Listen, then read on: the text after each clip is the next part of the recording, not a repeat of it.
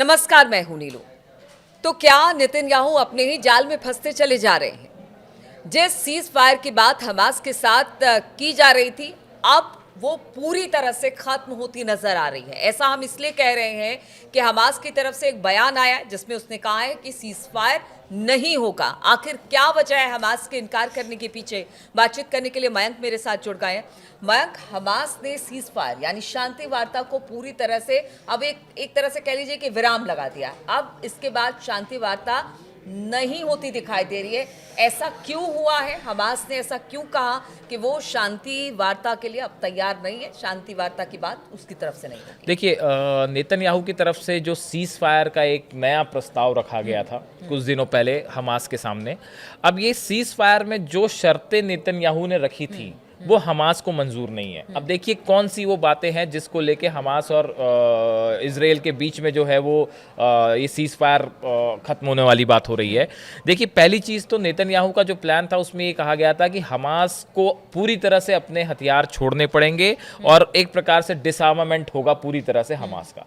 Hamas की तरफ से जवाब आया कि साहब अभी तो हमें यही नहीं पता है कि आपकी तरफ से ये सीज फायर का जो प्रस्ताव है ये आगे होगा या नहीं होगा, शांति रहेगी या नहीं रहेगी, तो हम किसी भी हालत में किसी भी सूरत में अपने हथियार नहीं छोड़ेंगे। बात नंबर एक। बात नंबर दो, हमास की तरफ से ये कहा गया है कि देखिए, इजराइल की तरफ से या नेतन्याहू की तरफ से जो सीज फायर का प्रस्ताव आता है वो प्रस्ताव बड़े छोटे छोटे स्तर के होते हैं कि आपने एक राउंड की बात की उसके बाद फिर कैंसिल कर दिया। या तो हमास का कहना ऐसा है कि नेतन्याहू अपनी सुविधा के हिसाब से अपने राजनीतिक फायदे के लिए छोटे छोटे समझौते करते हैं और हम इस तरह के छोटे छोटे समझौते करने के लिए तैयार नहीं है। तीसरी बात जो हमास के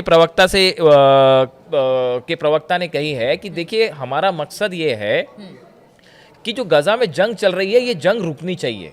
इजराइल की तरफ से जो हमले हो रहे हैं ये हमले रुकने चाहिए, इसलिए हम सीज फायर चाहते हैं। जब तक आप हमले नहीं रोकोगे गाजा में, जब तक आप फिलिस्तीन के लोगों को निशाना बनाना नहीं छोड़ोगे, तब तक हम आपसे किसी तरह का सीज फायर या बातचीत नहीं करेंगे। चौथी बात, हमास की तरफ से ये कहा गया है कि जो सैनिक इजराइल के इस समय गाजा में हैं, जो कि बहुत अंदर तक पहुंच चुके हैं, अब बड़े हिस्से पे गाजा में जो है वो इजराइल का कब्जा है, आपको वो सैनिक वहां से हटाने पड़ेंगे। आप आके गाजा में हमारे इलाके में आपने कब्जा कर रखा है और आप सीज फायर की बात कर रहे हैं, ये संभव नहीं है। ऐसा हमास की तरफ से कहा गया। उसके बाद दूसरी चीज, जो छठा पॉइंट है, वो ये कहा गया कि जो रिकंस्ट्रक्शन की बात हो रही है गजा में, देखिए गजा में इस समय हालत बहुत खराब है। वहाँ पे इजराइल ने जो है वो जो एड्स जा रही थी वहाँ पे, इंटरनेशनल एड्स, उसको रोक दिया है। अभी लगातार वहाँ पे हमले हो रहे हैं। बताया जा रहा है कि जो पिछला हमला था उसमें 40 लोगों की मौत हुई है, जिसमें हमास की तरफ से कहा गया, फिलिस्तीन संगठनों की तरफ से कहा गया कि ये इनका जो है हमास से कोई लेना देना ही नहीं था, ये फिलिस्तीन के आम नागरिक थे जिनको निशाना बना दिया गया। इजराइल की तरफ से कहना ऐसा है कि भाई हमने जो है वो हमास के ठिकानों को निशाना बनाया।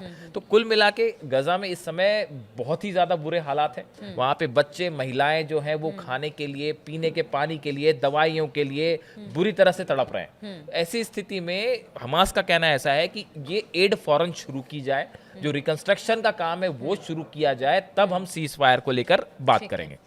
अब देखिए, एक इंटरेस्टिंग बात यह है कि नेतन्याहू जो है उन्होंने ये पहले तो पीस टॉक्स चल रही थी, सीज फायर हो चुका था, एक राउंड की बात हो गई थी, फिर कुछ बंधक भी छोड़ दिए गए थे।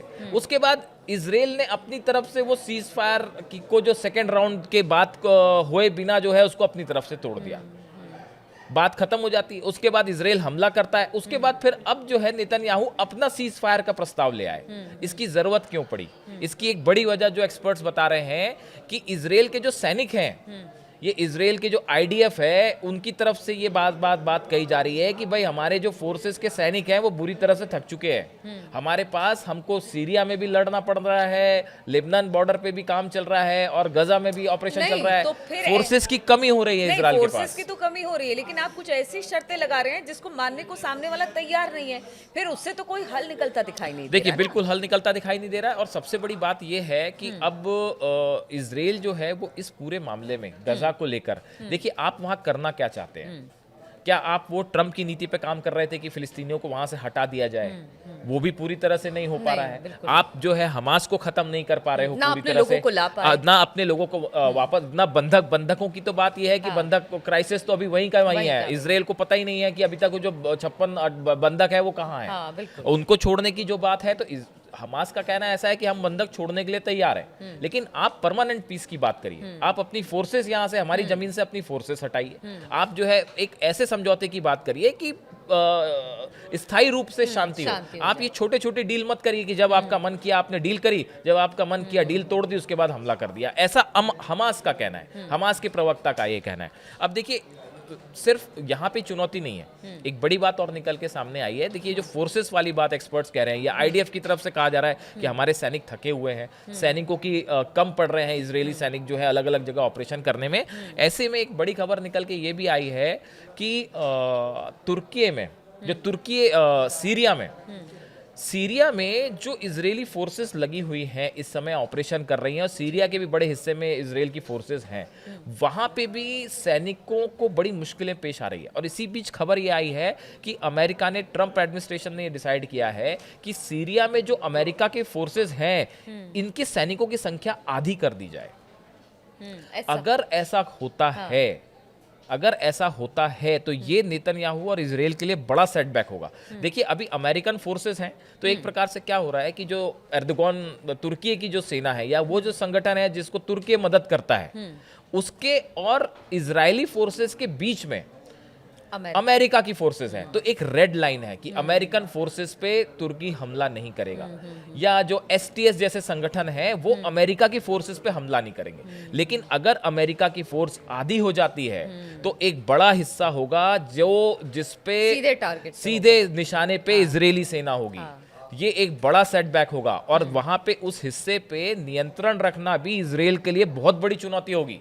ऐसे हाल में न सिर्फ गाजा में चैलेंज है, बल्कि सीरिया में एक बड़ा चैलेंज खड़ा हो रहा है इजरायली फोर्सेस के सामने, अगर अमेरिका की फोर्सेस वहां से कम हो जाती हैं या आधी हो जाती है। इन हालात में शायद इसीलिए एक्सपर्ट कह रहे हैं कि नेतन्याहू ये चाह रहे थे कि हमास के साथ एक जो है पीस पे बात शुरू हो जाए, और उन्होंने प्रस्ताव भी दिया था शायद कि 40 दिन में कुछ, नेतन्याहू की तरफ से कहा गया था कि आप 10 बंधक छोड़िए, 40 दिन तक हम सीज फायर करने को तैयार हैं। लेकिन हमास का कहना है छोटे छोटे हम आपसे बात नहीं करेंगे, आप एक प्रॉपर प्लानिंग के साथ बात करिए और परमानेंट पीस की बात करिए, जंग खत्म करिए, तब बात आगे बढ़ेगी। तो अब इस खबर के बाद न सिर्फ गाजा में बल्कि सीरिया में और लेबनान में भी, तीनों जगह इजराइल के लिए एक साथ इसको मैनेज करना ये बहुत ही टफ जॉब होगा। और दूसरी चीज, ईरान की तो हम अभी बात ही नहीं कर रहे। ईरान में तो न्यूक्लियर टॉक्स का क्या होगा वो हम अपने दर्शकों को कल बताएंगे कि क्या निकल के आया। तो अभी ईरान से लड़ना तो थोड़ी दूर की बात है, अभी तो आपस में ही यहाँ पे गाजा, लेबनान और सीरिया में ही जो है इजराइल की सेना उलझी हुई।